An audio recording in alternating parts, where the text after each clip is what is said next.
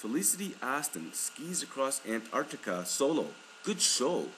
Who knew Felicity came of skiing across Antarctica alone? Felicity Aston did. She not only set a world record for this amazing feat, she did this knowing firsthand how formidable that frontier is. She's worked there as a meteorologist. It's hard to get the grasp of this. Countries send down teams of this or that types and are so pleased with themselves, invariably, the whole brave and batty forays are televised.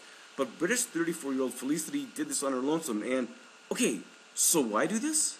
Before we wonder why, we must muse with the whats. She not only took herself on this trip, she pulled 2 sledges for 1,084 miles, 1,744 kilometers. Metric Imperial, this unreal crossing, hold it, isn't either damn dark or light and bright down there 25 hours out of every day, 8 days a week? How does she battle lunacy and loneliness, facing whiteouts, katabatic winds, and fierce sun?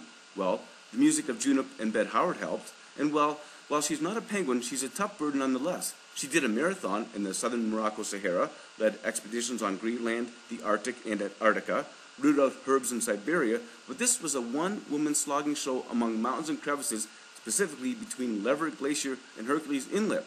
She did have a few companions, cranky knees, sore fingers, and frost-nibbled lips. Get this, as reported in the Yahoo Sports AP article, her support team had to wait for the weather to improve before they could even support her with a congratulatory greeting meeting. Let's meet some math. The trek took 59 days and 63 phone casts. Fair enough. So she had to eat, right? She couldn't live off her own blubber. She's fit, not fat. She'd need tons, okay, lots of sustenance to keep her energy up and to keep from freezing, so let's assume 3 squares per day. Alright, 59 times 3 equals 177 meals. Must we therefore conclude that she ate grist, mist, or sawdust? Most of us have a hard time balancing the pizza taken from fridge to table. How could she lug 177 meals with all the fixings of protein, carbohydrates, and the good fats? Oh yeah, she's got a drink too. Liquid's heavy. Let's assume she didn't cart red wine with her, but what of tea and milk? Water, even if in a snowy, icy form, could be readily had, might have to be warmed up. For her last meal she supped on beef and ale stew. Who knew? We know this. Felicity, an accomplished travel writer, detailed in her blog how she learned to cope with loneliness and being homesick by looking at the stars. Her mother told her, when Felicity was around 10, to look up at the sky and know she was looking at the same sky too. That's a good tip.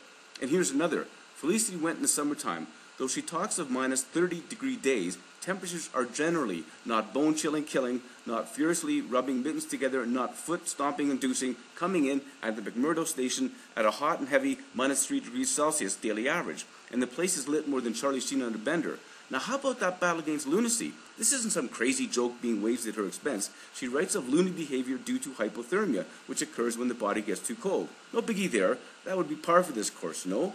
But apparently, with hypothermia comes insanity, at least in actions contrary to one's well-being. For instance, a person freezing to death may actually remove clothing thinking they're too hot. Felicity and other experts know that the trick to nipping hypothermia and erratic actions in the bud is to have a buddy, another crew member to let you know you're slipping off the deep end. But she was alone. Who was to be her early warning wacko mechanism? She relied on heavy doses of common sense. Methodically, she'd ask herself, was the change in plan precipitated by boredom or exhaustion at the end of the day? Or was it instilled as a rational thought made when her energy and mental focus was high? She rightly freaked when her lighter failed her and she had just 46 matches left. Felicity traveled as light as possible. The 2 sledges carried her fuel, freeze-on, freeze-dried food, a pot of peanut butter, layered and breathable clothing, and equipment with the overriding proviso that a gram of anything not absolutely needed was not taken. Her 2 little stoves could be held in the palm of each hand. She trained diligently and could be seen dragging by rope harness 2 car tires on pavement. She took solace from followers via social media and sustenance from Kaspersky Labs, her sponsor. This groundbreaking trip was called Kaspersky 1 Trans-Antarctic Expedition 2011. When she speaks to kids of her exploits, she does in terms everyone can all shake, quake, and relate to. The air outside for such a trip would be twice as cold as that in your freezer at home.